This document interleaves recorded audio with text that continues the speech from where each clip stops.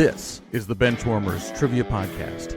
We have assembled the world's finest sports and trivia dorks to prove once and for all that we are just as bad at this as we were at sports.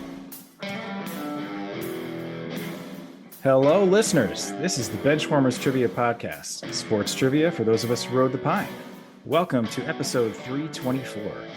I'm your host, Josh Snyder, or just Snyder, as I am known to my chums. And today's game will be pitting the Benchwarmer team of David and Scott versus Benchwarmer Ede, and our returning player from the hotly anticipated TV reboot, appearing soon on Crackle from executive producers Fran Drescher and featuring the music of Aloe Black, it's Jake the Manne. Welcome back to the bench, Jake. Why don't you take a minute to remind us of where you're from, what teams you root for, and anything else you'd like to share? Thanks, Josh. It's good to be back. I live in suburban Milwaukee, but from Michigan originally, so all my fandom still exists on that side of the lake. I'm currently annoyed that the Packers might actually really be good because it destroys all my smack talk the last 6 months.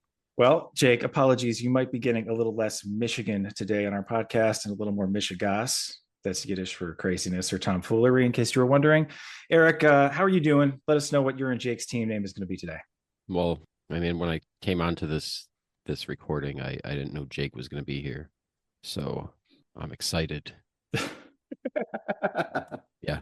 Well, no, here, let's get ready to lose some listeners real quick. I'm going to tell a quick bowling story. So bowling started. I'm very old now, a year older than I was last year. So the first game I bowled, I did really well. It was at 221. I'm like, I might go pro. This is going to be great. Right? Second game, 176. Not so good. Third game, 125. I fatigued quickly. I'm like, I can't even bowl 3 games at normal energy level. It was bad. So I'm like, I'm going to buy a new ball. And I asked one of the guys who bowls there, who's really good, bowls 300s, all this other stuff. And I'm like, oh, what ball would you recommend? And he told me this ball. So I looked up reviews on it. I've never felt dumber in my life than watching a YouTube review of a bowling ball, because the words they use, it might as well have been Spanish, because I don't know all the stuff they were talking about. I'm like, does it work or not? Just thumbs up or down. That's all I needed to know. And I didn't get any of that. But yeah. So no, Jake and I are teaming up, even though I didn't want to. But I figured I'd be nice today. So our team name today is going to be Bury the Hatchet, right in his back. Oh, God. Whew. Shots fired, axes thrown. All right. And Scott and David, let us know how you're doing, what your team name is. I'm good. Not too much going on here. Excited for this game and to see what sort of mishegas, yeah, that Josh has in store for us. And I'm teaming with the right person if that's going to happen. So I'll just throw it over to David. It's true. I do mishegas. I've done it for a long time now, a very long time, longer than these people have all been alive. So, as many people know, Scott and I do try to come up with an August 5th themed birthday name, and we were about to start scrambling for one because we're running out of celebrities and athletes who have August 5th birthdays, although we'll never really run out. And Jake bailed us out because right as we were getting on, Jake said his dad's birthday is August 5th. So in honor of that, tonight we're going to be partying with Jake's dad. Right. So we have Let's Bury the Hatchet in his back and partying with Jake's dad. Let's kick it over to Dan for the rules. The game will consist of 4 quarters of play, each with different trivia style. The styles of quarters 1 through 3 will change from show to show, and I will explain them as we go along. Like any good sporting event, we will have a halftime show after the second quarter with entertainment questions. And in the fourth quarter, our teams will wager from their points accumulated to see who are today's clipboard captains, to be honored like the true benchwarmers they are. All right, let's get this game underway. Today's first quarter will be sporting haikus.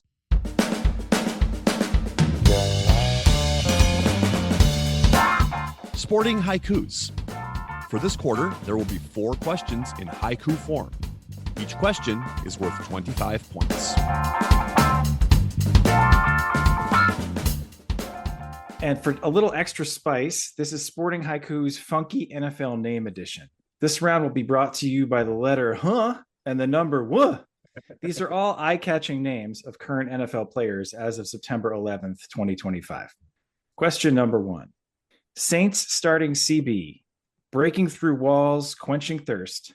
NIL, oh yeah. We can check in.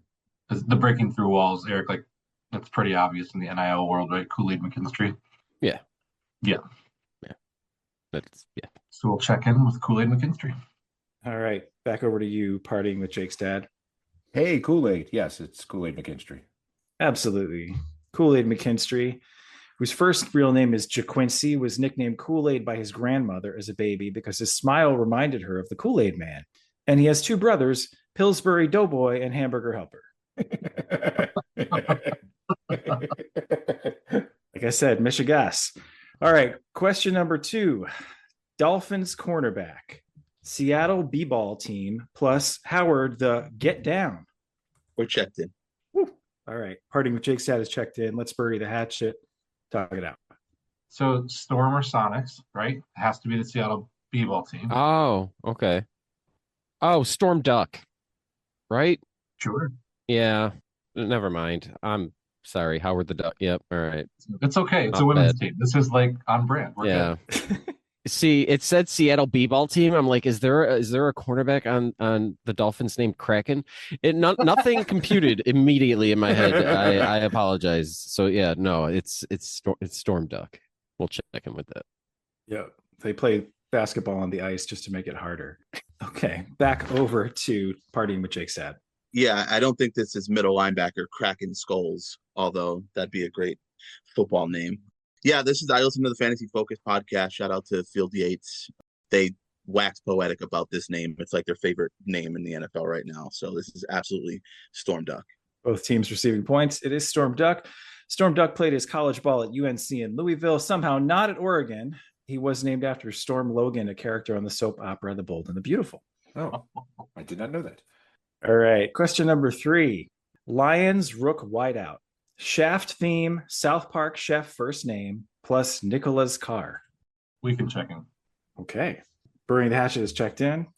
Talk it out. Partying with Jake's dad. I was going to check this in, but I didn't want to take this away from Jake. It felt right that he should be able to check in first. Have you seen this guy, David? Well, obviously his first name is Isaac, and I'm trying to remember who. You're trying to remember Nikola Jokic's car? Oh, duh. Okay, sorry. So it's Tesla, right? Got it. Yeah, the one-handed, the OBJ type touchdown catch last week. His name is, I think, technically Isaac Tesla. So we'll check in with that. All right, back over to burying the hatchet. Yeah, this is probably one of like my favorite new Lions players. He played like single wing, basically high school, won a state championship as a quarterback, and now is playing really well. Isaac Tesla. Both teams getting points. Yeah, Tesla converted from gas to electric. QB to WR while playing at D2 Hillsdale College before a 2-year stint at Arkansas. And he grew up in Michigan, a huge Lions fan, and wore a personalized jersey he had since 8th grade to his pre-draft visit to the facility. And yeah, you saw my flavor text, Scott, about the catch last week, which is amazing. You got to watch that video. Okay, this next one's kind of challenging. A pretty obscure player, but he apparently won a starting spot out of camp. That's a freebie. Clues should help. So here you go. Falcons linebacker, John Waters drag queen muse, plus juggling toy on string. We'll check in. All right, partying with Jake's dad is checked in. Feel free to talk it out. Bury the hatchet. Literally nothing. Like I know what a Falcons linebacker is, I think. I don't know any of these other things. I don't get the hints here. There's a guy named, his first name's Divine. Okay. That might work. I think he's a Virginia Tech dude. Divine Deblo? I think is that a toy, a Deblo? I don't know. Duplo. Like a Duplo block. We're gonna go with the Divine Deblo. That's all I got. Okay, over to you, partying with Jake's dad. Yeah, so I got it from the yo-yo first. It's called a Diablo. It's like this thing that rolls on the strings. I don't know how to describe it, but people can throw it in the air with the strings. Good jugglers can do it too. It's very popular with jugglers, yeah. And Divine was in the first Hairspray movie, the Ricky Lake version, which maybe I'm the only one that remembers, but You were the only one alive when it came out. no, Yeah. it's not that far back. But Divine was married to I think Jerry Stiller may have been the Turnblad dad, and the mom was Edna was played by Divine. So yeah, so Divine Diablo. Good pull, Ede. Yes, Divine Diablo. If you don't know what a Diablo is, send your kid to circus camp for a week and then see what they want you to buy after the show at the end, as we did, along with the devil sticks.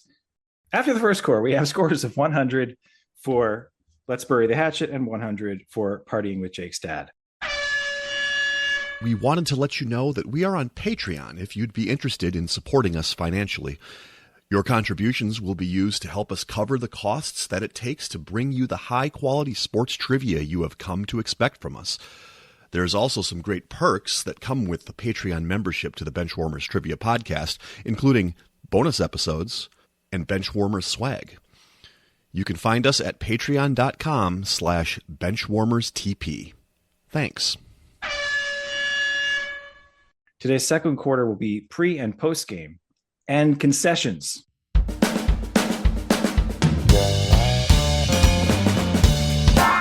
Pre- and post-game. For this quarter, there will be 4 before and after style questions. For example, if I said, what all-time leader in receptions for the Indianapolis Colts was a Notre Dame safety drafted by the Minnesota Vikings, the answer would be Marvin Harrison Smith. Each question is worth 25 points. You mean like as in we have to make concessions, or We always have to do that. That's true. That's a good point. All right, fair enough. That will be remains to be seen. I hope you're hungry, my friends. This is like a regular pre- and post-game, but instead of overlapping, the connection between the two names will spell out the name of something you might pay way too much for at the concession stand during a game. Whoa. For example, 16-year NFL punter, who spent his first 10 with the Dolphins, who's one of the only punters to ever punt without jumping, has a cold one with the first black winner of the Heisman Trophy. The answer would be Reggie Roby. Ernie. No. yes. Ernie Davis? No, he was the first. Yep, African yep. American. Oh, okay. Yep. Wow. All Reggie. right. There you go. Reggie Roby Ernie Davis. Beer. Yeah. I know that one's a stretch. That's why I'm not using it in the game. Instead, it's the example. Here we go. Question number 1. Item that Craig McTavish was the last NHL player not to wear enjoys a novelty scoop with a weekly NBC evening program featuring Mike Tirico and Chris Collinsworth. We can check in. Let's Bury the Hatchet has checked in. Parting with Jake's Dad, talk it out. Okay, so the first half is obviously helmet. Yeah. And It's like helmet ice cream, right? Because enjoys a novelty scoop. No, I get it. But what do they officially call the Sunday night football that Tirico and Collinsworth host? What is that? What is the actual broadcast called? Sunday night? I wouldn't overthink this one, guys. Kickoff? Oh, listen, David can struggle. It's not just David on this. We're trying to use the last few letters of helmet. Helmet. So Or we're trying to use the last few letters of ice cream. Is it helmet ice cream? Wait, where'd you get to ice cream? Well, because enjoys a novelty scoop. No. You It's don't gonna buy be a helmet. No, it's gonna be in the middle of that somewhere. So it's to your point. It's like something with Met or something with Et. What? Just tell me what the name of the football program is that they host on. I always thought it was called Sunday Night Football. No, Is it not called Sunday Night Football? Is No? it called? Listen, if we use helmet ice cream, it gives us AM. Is it called like America's? Oh! Is that the way it's supposed to work? What was the example again? Reggie Roby. No, because That was a Okay, bad example. Let me just should I say something? No. Let them. Josh, let we're them. benchwarmers. Okay. Is it just called Sunday night kickoff? if it's Is it called not called Sunday, that? if it's called Sunday Night Football, then it would have to be something like Metsun. What am I Right. not? Etsun? Like Yeah. what's a snack? Or it is like you said, where it's helmet ice cream and it's America's. I'm not sure. I honestly that thought it was makes called more sense. I thought it was called NBC Sunday Night Football or something like that, or Sunday Night Football. Well, that's not going to work with anything I know. that we have. Yeah, I just don't know if helmet works unless it's called wouldn't it be called Metro something? I mean, I don't know what else would work with helmet if it's just the single word helmet. It doesn't give us a lot of options to create another word that makes sense, right? Because it'd have to be a word that starts with MET or ET Right, I know. That's what I'm on saying. the other end, which I I don't. feel like I gotta say something here. What No. Ah! You don't have to say happening. anything. You don't have to do a You thing. promised Yiddish Mischief here, Josh. You let them. You promised Yiddish Mischief. It's not. Remember, it's not pre and post game. They're just one word, then the other word, and then somewhere in the middle of it spells a snack. I feel Right? like the time's up though. I mean, if that's where we're going on. Yeah, you got to come up with something here. I'm gonna have to Lux to Yeah, I don't Lux know here. what we're. I just don't know what we're supposed to be coming up with. I guess. Let's go with. Why don't we call it Helmet Sunday Night Football and hope that we're just missing the snack? Okay. I'm completely missing something. Yeah, the back over to burying the hatchet, which might be buried, and you guys. Oh my gosh! So so you got it right.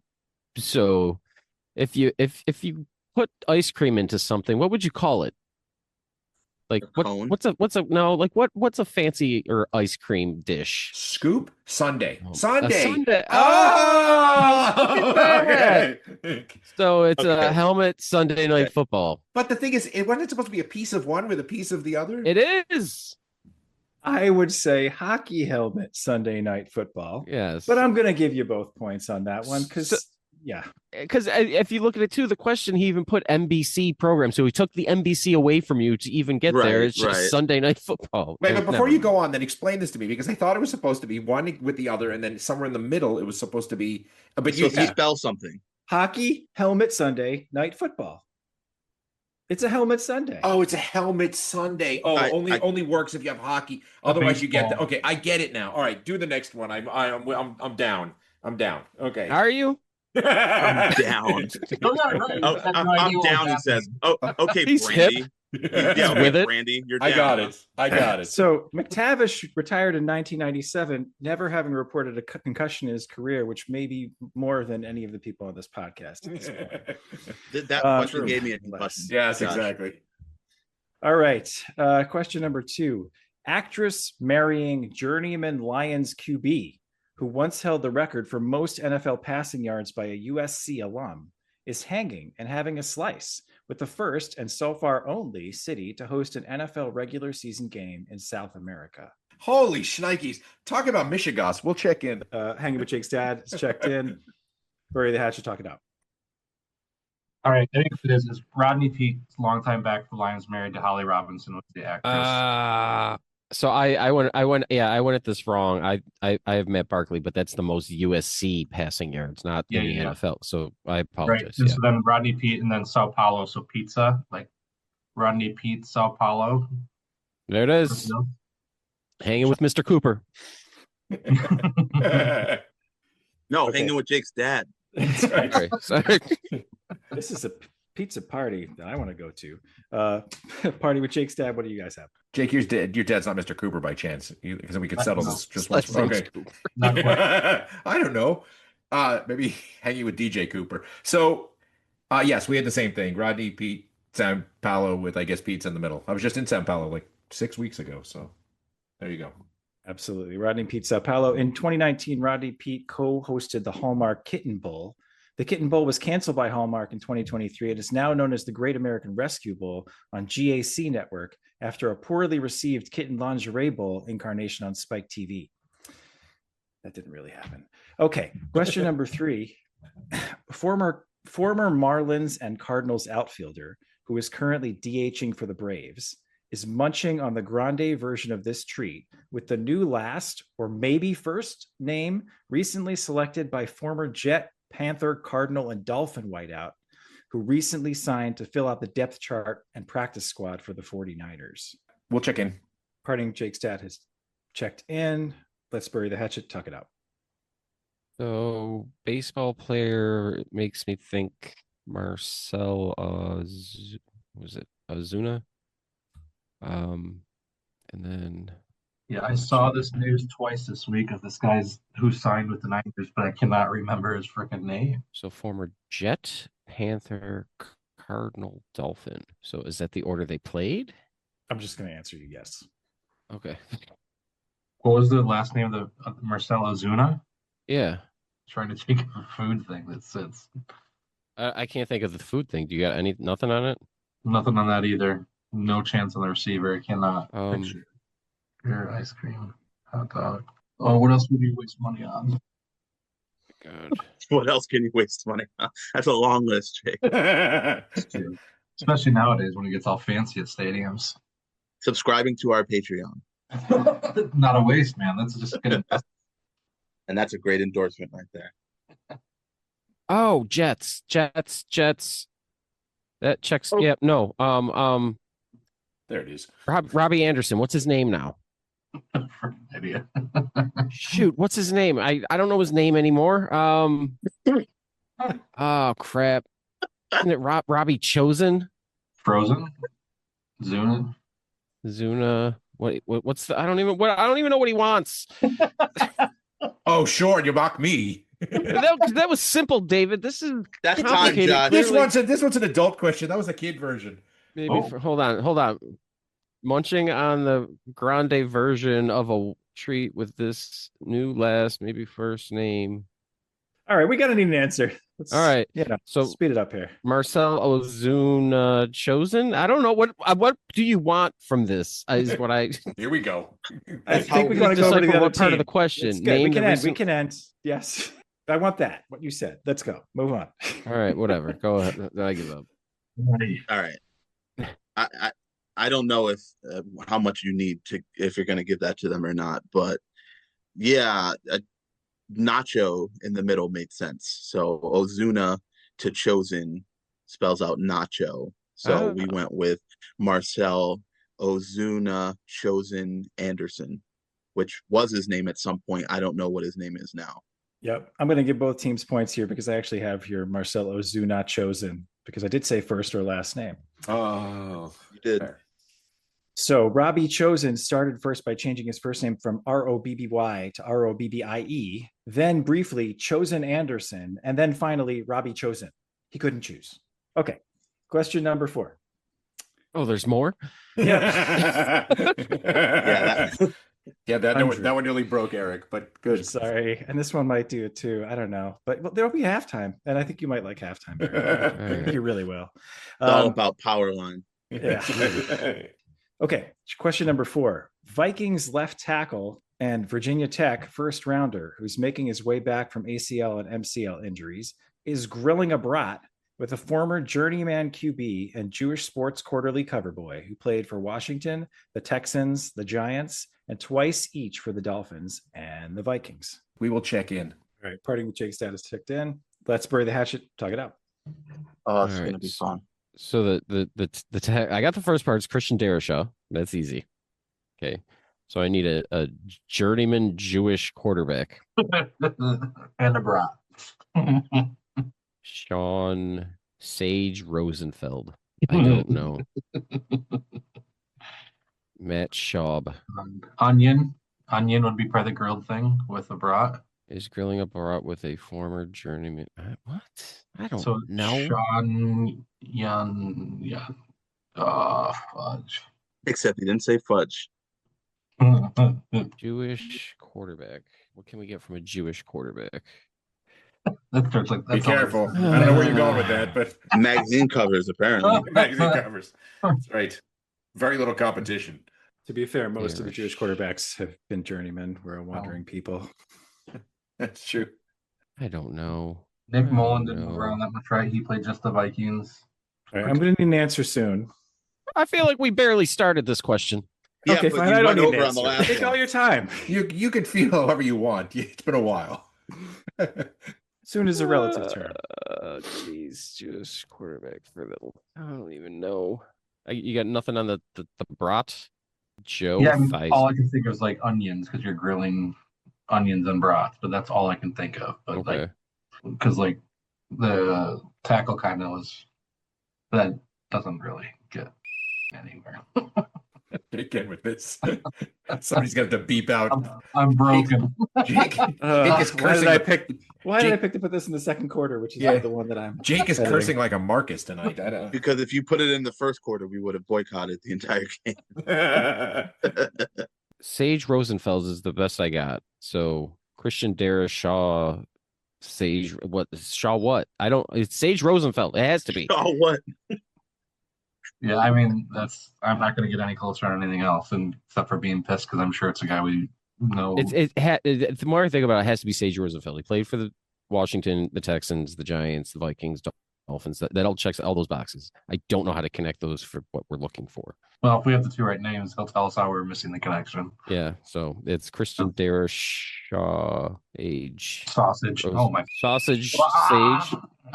Sausage, Rosenfeld. There it is, done. Gosh. There you go, Jake. It took an hour, but we got there. All right. Grilled fully through. Okay, back over to partying with Jake's dad.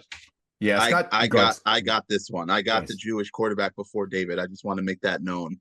Obviously not because he's Jewish, just because not many people play for the Dolphins and Vikings twice.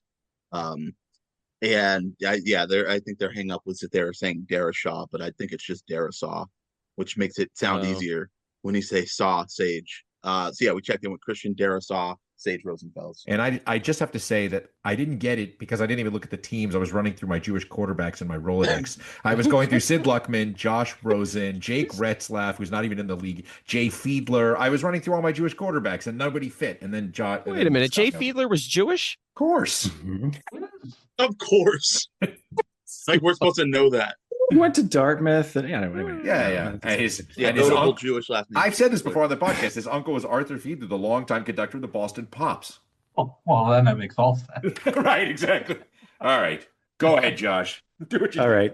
You were both correct. I think there's got to be, this is not a backup truck, but it's just like Marco Polo with a blindfold on, just getting there like somehow. And then like the food ends up that you're in your mouth. So it's great. It's well done. I don't know if the bowling ball is what's getting you there, but Rosenfels is Rosenfels is 9th all time in Iowa State Cyclones passing yardage, but 3rd all time in NFL passing yards by a Jewish quarterback behind the aforementioned Sid Luckman and Jay Fiedler and ahead of the aforementioned Josh Rosen. After the second quarter, we have scores of 200-200, and that brings us mercifully out of this quarter and to halftime. It is now time for the halftime show. There will be 3 entertainment questions. Each question is worth 25 points.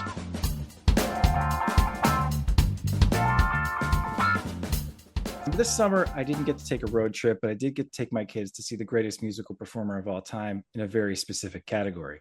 I know you all love Weird Al, and I know that BTP can sometimes be too much Minnesota, so we're just going for it today with a fill-in-the-blanks halftime that will be #TooMuchBiggestBallOfTwine in Minnesota.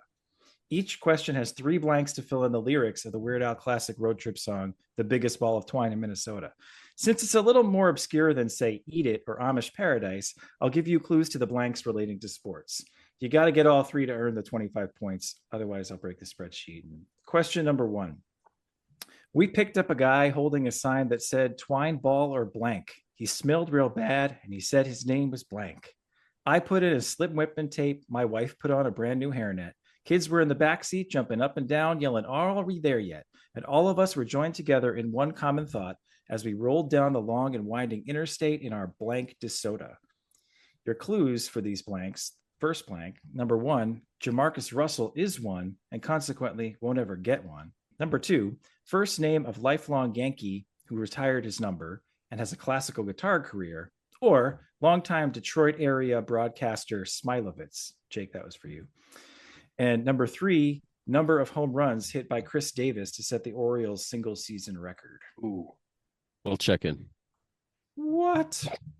Yeah, so it's obviously it's when we're gonna get to talk all these out because Eric's gonna know them to the song. So the first one is Jamarcus Russell's a bust. We know that. The second one is classical guitarist is obviously Bernie Williams. And then what year was the DeSoto is the number of Chris Davis home runs. I want to say it's around 54. I feel like it's 53. I feel like I'm saying it's around 54. For no, sure. I mean, I think it is exactly 53 because I asked a question about franchise home run leaders, and I feel like it's fine with me. I think it's 53, Scott. Sure. I don't really care if I'm being honest with you. Okay. Then we'll check in. Okay. Bust Bernie 53. Bust Bernie 53. Back over to Let's Bury the Hatchet. Fun fact about this song, it's my favorite Weird Al song of all time.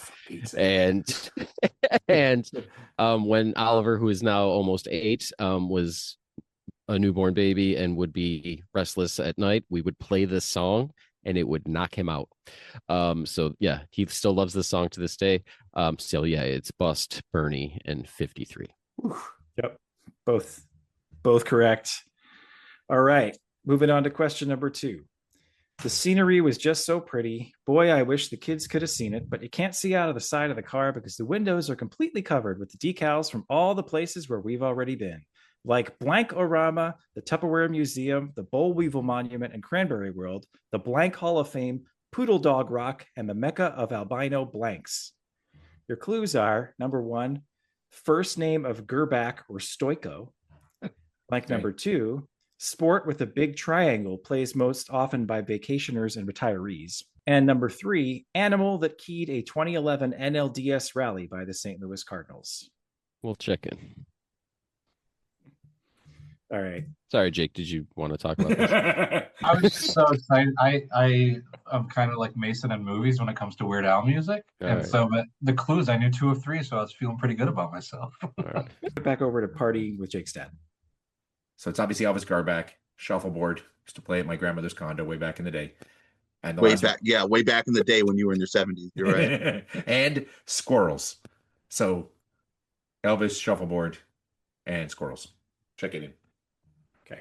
Back over to Let's Bury the Hatchet. Yes, it's Elvis. Elvis Arama. Shuffleboard and squirrels. Absolutely right. Elvis, shuffleboard, and squirrels. Okay, on to the final question of halftime. So we all just stared at the ball for a while, and my eyes got moist, but I said with a smile, kids, this here is what blank's all about. Then I started feeling kind of gooey inside, and I fell on my knees, and I cried, and that's when those blanks threw us out. You know, I bet if we unraveled that sucker, it'd roll all the way down to blank. For the first blank, it's Blank Cup, the sailing race name for the ship that first won it in 1851, when David was 5. Number 2, people who usually get the unenviable job of tackling streakers at sporting events. And number 3, city and state where Carson Wentz and Trey Lance started in college. We'll check in. Back over to Partying with Jake's dad. Well, the first one's obviously America. I'm pretty sure the last one is Fargo, North Dakota. Yes.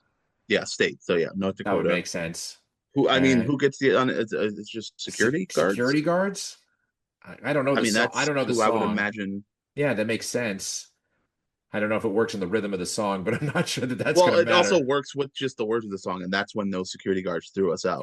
Yep. Okay. So we will check in with America, security guard, and Fargo, North Dakota. Back over to Let's Bury the Hatchet. Yes, it is America, security guards, and Fargo, North Dakota. Absolutely. That was it. That wasn't so hard, everybody, right? Yeah. Well, your clues made it easier. Well, you got to get from both sides sometimes. All right. After halftime, we have a perfect game, people. We have scores of 275 to 275. And that will bring us to the third quarter, which will be river, turn, and flop.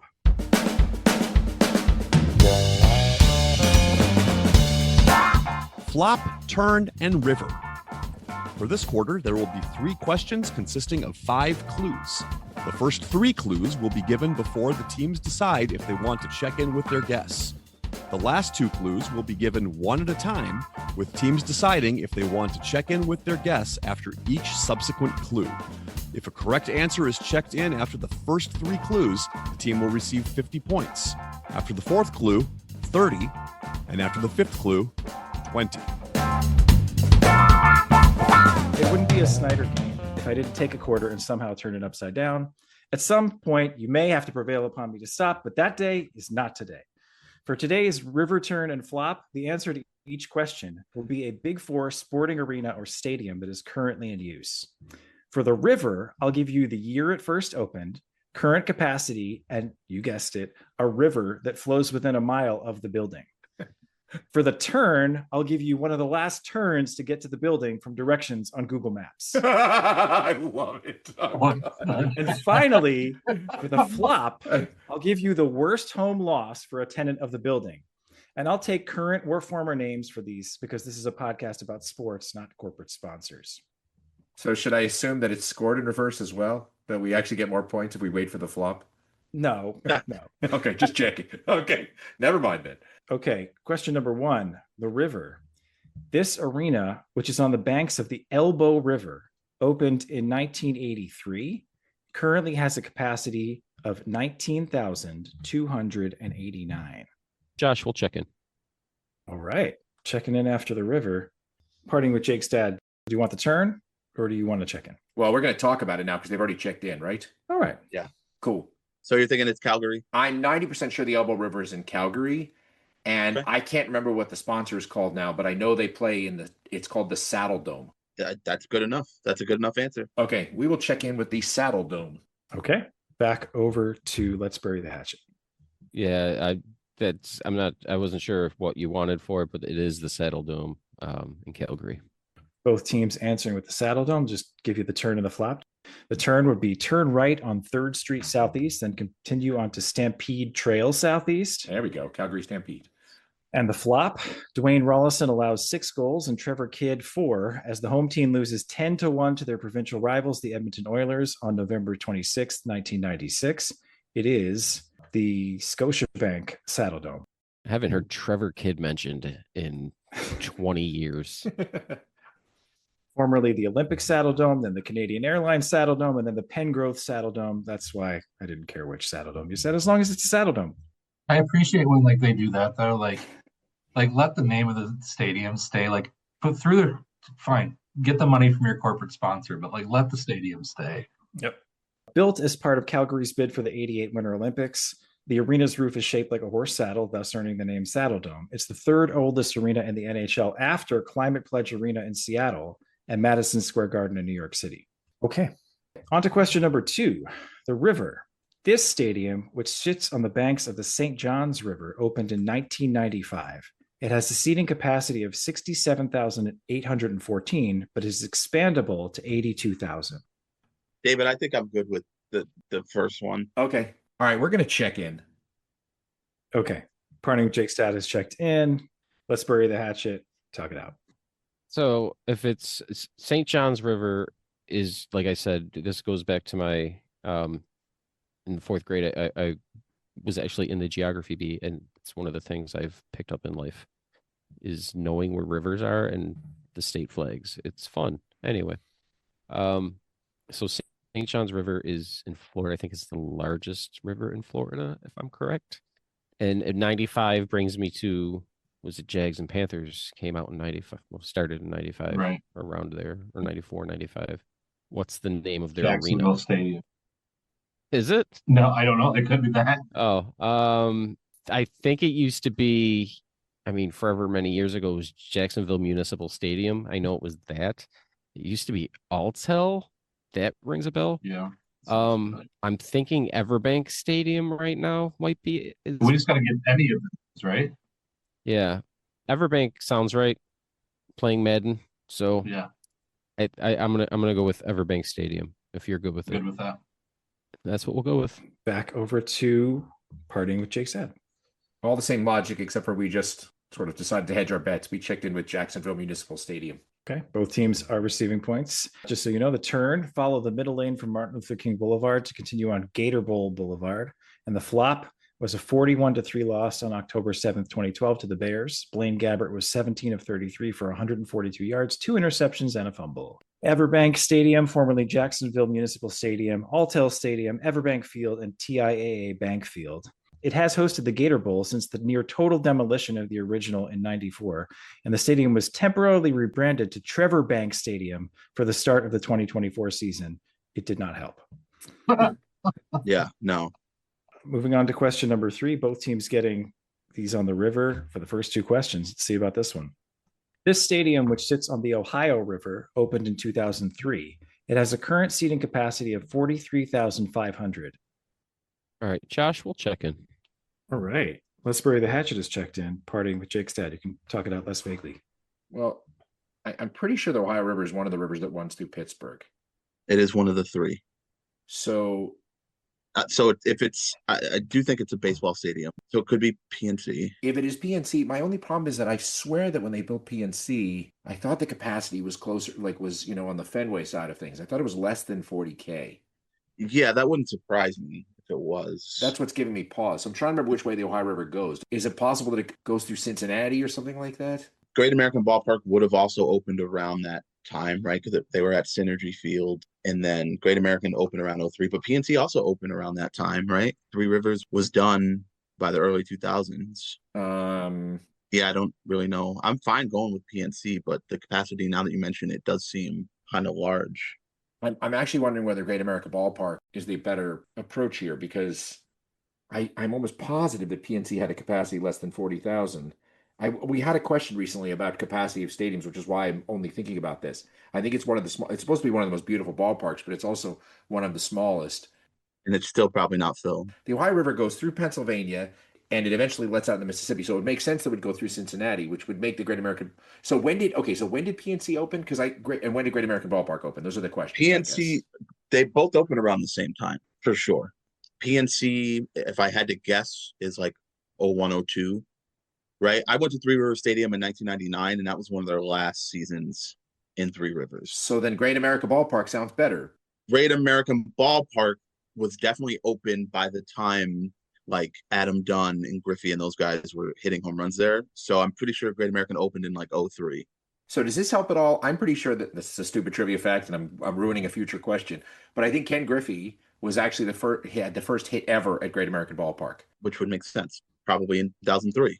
Right. So I think it's Great America Ballpark. I'm actually talking myself out of PNC. That was my initial thought anyway, so I'm fine with it. Josh, we're going to check in with Great American Ballpark. All right. Back over to Let's Bury the Hatchet. What you guys have? I was lucky enough when I thought about this, I sent over Great American Ballpark to Jake there. He said that's what he was typing to me. I forgot about Pittsburgh's being built around the same time, so that kind of helped me not even have to think about that for a minute. So, so we checked in with Great American Ballpark. Turn was continue on East 3rd Street Drive to Joe Nuxhall Way. And the flop, a 16-0 no-hit loss to Jake Arrieta and the division rival Chicago Cubs on April 22nd, 2016. Arrieta's second no-hitter in 11 starts, a loss by Brandon Finnegan. It is the Great American Ballpark. Oof. Both teams getting it. That was close, Scott. I knew Great American was 03. I know. You said it. You said that first. I nearly talked you out of it, and I feel bad. So at least we land on the right spot. So. And another little trivia fact, Joe Nuxhall still holds the record as the youngest ever MLB player. Yep. He pitched 2/3 of an inning for the Reds on June 10th, 1944, at the age of 15 years and 316 days when others were away at war. He found his way back to the Reds in 1952 and pitched 16 years in the majors, followed by a long-time career as their radio broadcaster. So at the end of the third quarter, we still have a perfect game, everybody. We have identical scores of 425 to 425. And that will bring us to the fourth quarter.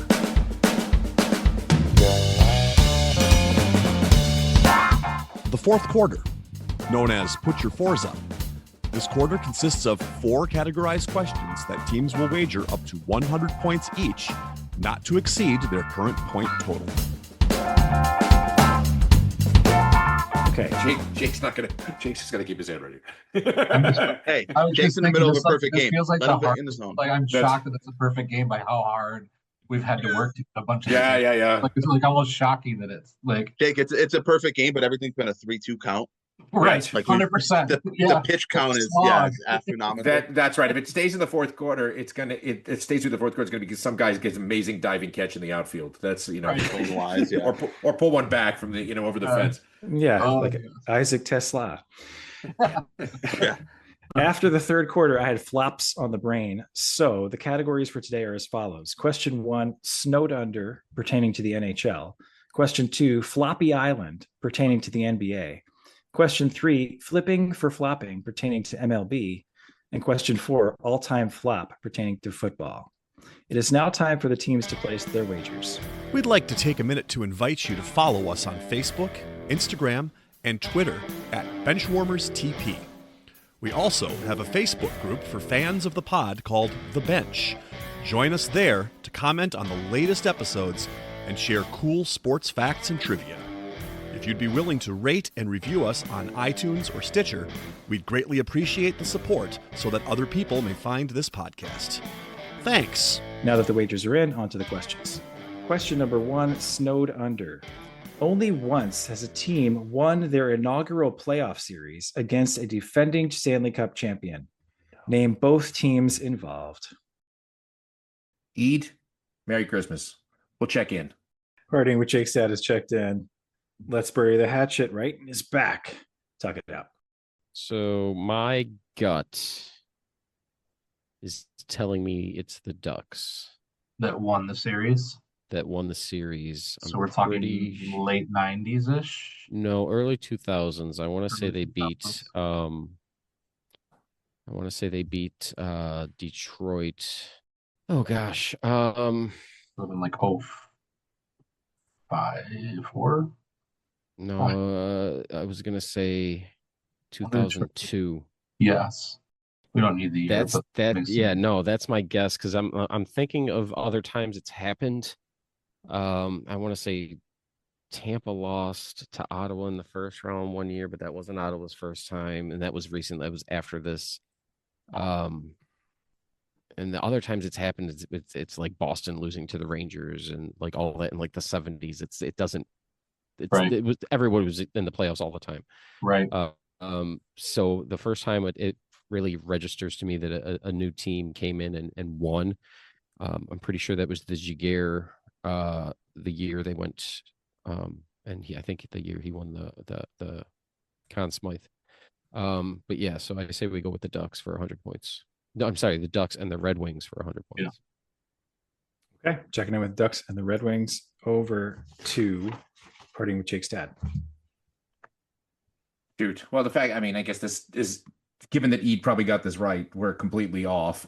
We checked in to keep this fair. We checked in with the Kraken, who we thought beat the Golden Knights, but I'm realizing that I actually think the Kraken beat the Avalanche. So I think either way we screwed this up. But if we're right, well, we're not going to be right. Ede's going to be right. So we checked in with the Kraken over the Golden Knights. For 100. For 100, yeah.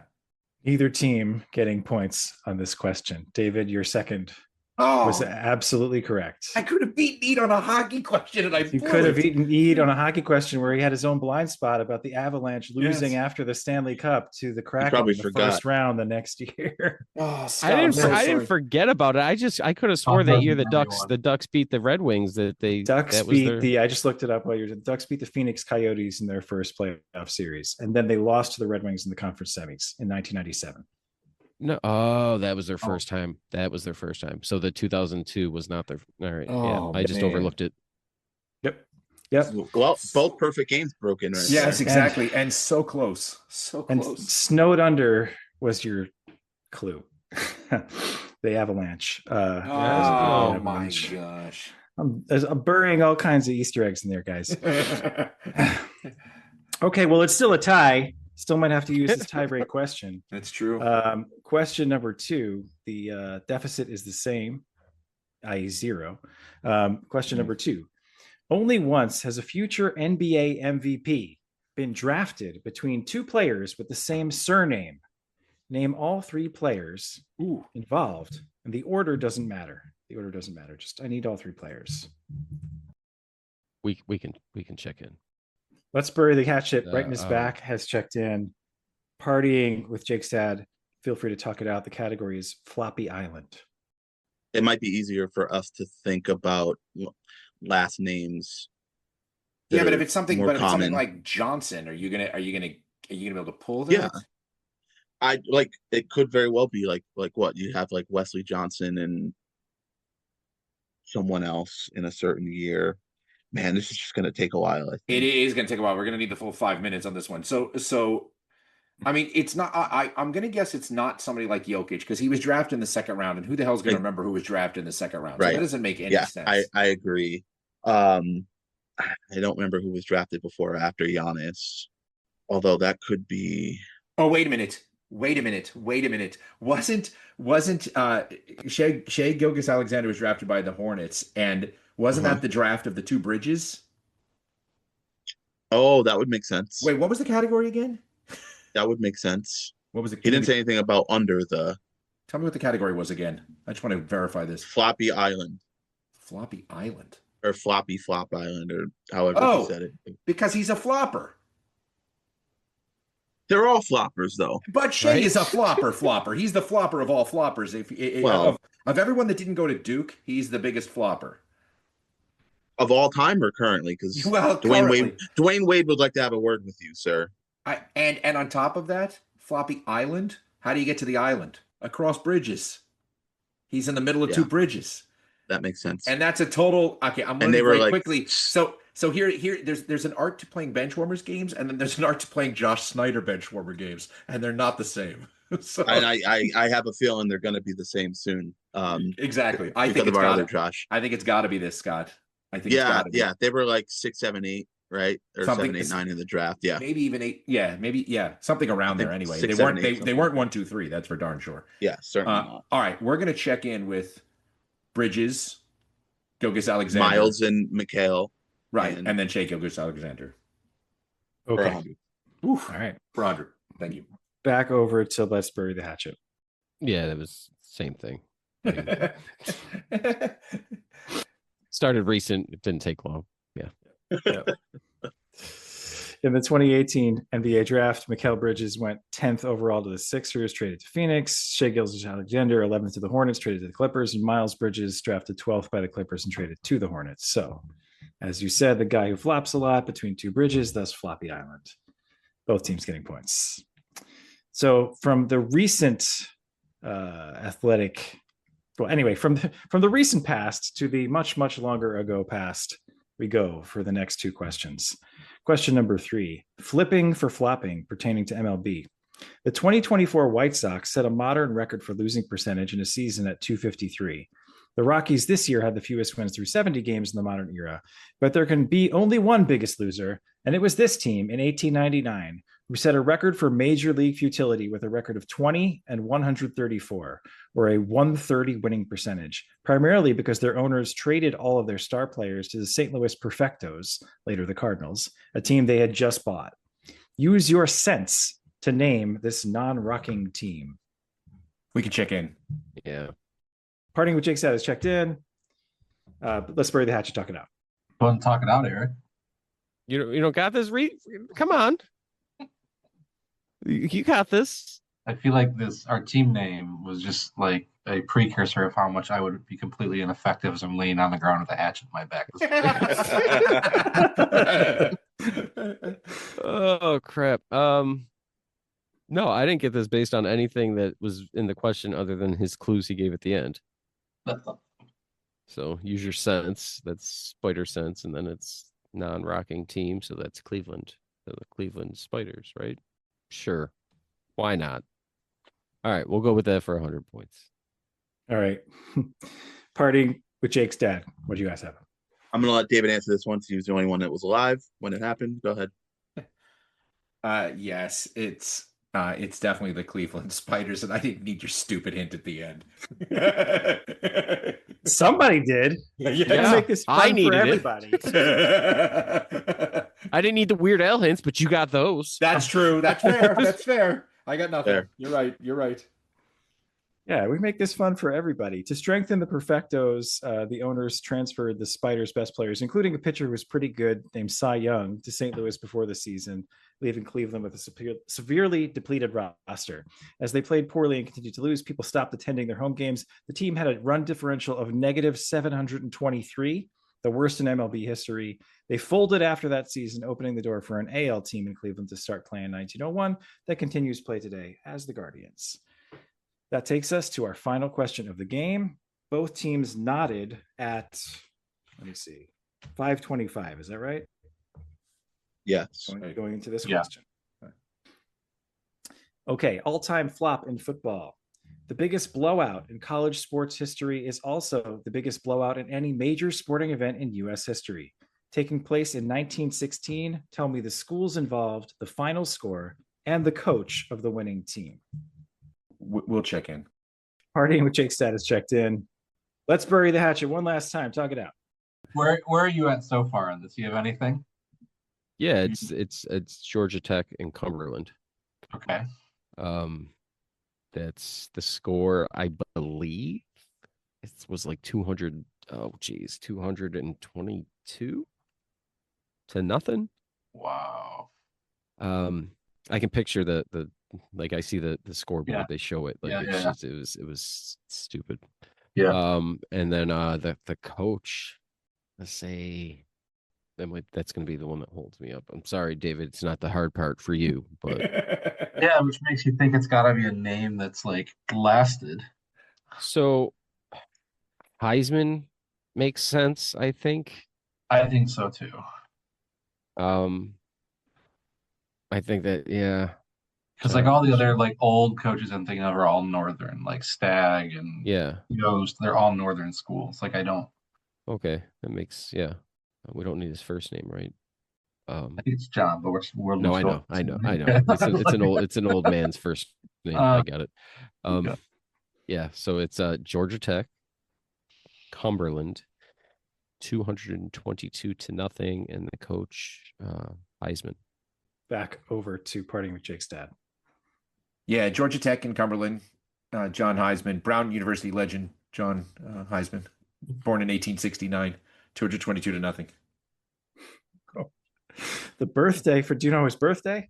August 5th. I don't think Somebody look that up. If it is, then that's amazing. Okay, that is correct. Cumberland had disbanded its football program the previous year, but was still obligated to play this game. The Yellow Jackets head coach John Heisman had been the coach of Georgia Tech's baseball team when it was defeated 22-0 by Cumberland earlier in the year, and he was looking to avenge that game. Cumberland law student and baseball captain George Allen recruited his fraternity brothers to play in the game. Cumberland was outgained 922 yards to -28, lost 9 fumbles, and threw 6 interceptions. Paragon of sportsmanship, Heisman may have assumed his iconic pose and stiff-armed the Cumberland coach in the handshake line. Several players on the heavily outmatched Cumberland side suffered serious injuries during the game, including quarterback Charles Edwards, who was thrice carted off with concussions. Back to the concussions. And I can't say that the game has come to a final end and here are the final scores because we're tied. So we're going to need a tiebreak question. So I'm going to ask you this, and this is the closest to the pin question.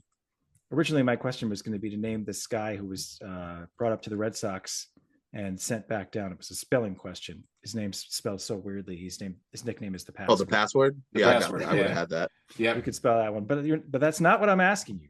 I'm going to ask you, what is the longest distance on a 4th down in NFL history? You mean converted? It was not converted. He didn't say that actually. Not converted. No, not in this case. It was definitely not converted. But 4th and blank. So you just got to give how yardage. Yardage to get the first down. Yeah. All right, Josh, we are checked in. Okay, Partying with Jake status checked in. Feel free to talk it out. Bury the hatchet. All right. How insane do you want to go with this? Yeah, this is the tricky part. Like I'd imagine it's got to be something where, like on 3rd down, there was some crazy fumble thing that just kept going back and back as people were trying to recover it, and then ends. It was probably in the Cumberland game. Right. Was it 9 lost fumbles and 6 interceptions? So Nathan Peterman was a quarterback. And so if you want to assume insanity, right, like 60, 70 yards is if that's like the insanity piece. Do you bridge the gap in the middle? Do you I don't know. Like obviously this is just a numbers game because none of us have any real way to know, unless one of us knew it. But I know there was once it was in the 70s. I want to say it was a Cowboys game. It was like 63. But I mean, it had to. I feel like there's probably something longer than that. I do too. Like I think 80s, 90s. Like there's 80 whatever years of football. There's you want to just do? We can do round number 80. Yes, I'm fine with that. All right, we'll say 4th and 80. All right, 4th and 80. Party with Jake's dad. What do you guys have? Their rhyme and reason was not better than ours, but I don't think so. Scott said 77, I said 65. We split the difference and went 71. Actual down and distance: Steelers versus Raiders, October 25th, 1970, 4th and 74. Holy cow! We got it. We won. That was dumb luck. How did they get there? 1st and 10, a loss of 7 yards. Then Bradshaw got sacked on 2nd and 17, 3rd and 33. Clipping call, 15 yards loss, no down. 23-yard holding, no down. And then intentional grounding and loss of down for a penalty of 9 brought them to 4th and 74. Wait, hold on a second. Why did they bother accepting the penalty when it was intentional grounding and it was already I mean, they were just trying to prove a point. That's amazing. I think so. I think so. What did you guys say? 70? What did you guys say? We said 71. We won by a point because you guys were off by 4. We were off by 3. No, they were at 80. We were off They by were at 6. Oh, you guys were at 80. Oh, yeah, you guys at 80. We killed Way off. way, Yeah, you were way off. Yeah, way off. Samsonite. Exactly. All right. Finally, gloriously, mercifully, the game has come to an end, and here are the final scores. Let's bury the hatchet right in his back. Finishes with a very, very respectable 625 points. And our clipboard captains of the game, who are receiving the coveted Charles Edwards Award, 3 concussions, with 626 points, is Partying with Jake's dad. I got 3 concussions after that game, so yeah, that's an appropriate trophy for us. All right. Mr. Manne, is there anything that you would like to say before we call it a night? I'm so confused on what just happened. I love it. No, it was great to be back with you guys. Seems like my kryptonite is to play with Eric, and then I know nothing, and so that's that. He definitely carried us tonight. So, but thanks for having me back, guys. Fun to be back on after a while. All right. Anybody else have anything to share? I think you do, if anyone does. Well, I think that, since you did a better than David job. Oh, wow. Low bar. It was a low bar. Low It bar. was a low Low bar. bar. I figure, we've added another David, so I figure, maybe we can add another Jewish person to this. So, no, I think that then we can completely eliminate David, because then we'll have a David, and we cover it all. It's fine. But no, Josh, this is, I guess, our way of kind of announcing it was decided prior to this, that we'd be welcoming Josh Snyder to the group. So he'll be a member of the Benchwarmers going forward. And no, this game was great, Josh. It's a good way to kick it off. So Bomback might not be a fan of the the shenanigans, the River Turner flop. Yeah. But no, that was I like that. That was fun. It helped, people with geography stuff can pull some stuff out of there too. So, and that halftime, I don't know who gave you that idea, but that was chef's kiss. That was perfect. More of that, please. So, yes. But yeah. Except next time without the hints. He doesn't need that garbage. Yeah, no, please.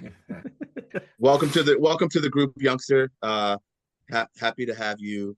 If I could give you any sage wisdom of my 5+ years on this podcast, it's no more Weird Al. But other than that, welcome aboard. We're happy to have you.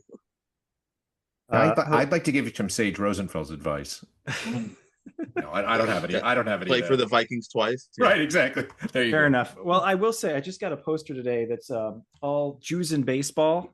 So that'll be appearing in a future game at some point. But yeah, very excited to be joining the pod, guys, and I'm still just humbled. And like you said, it was chosen before this game, so I figured the game wasn't the thing that was going to get me in or out. So let me throw all the shenanigans now before everything was on the line.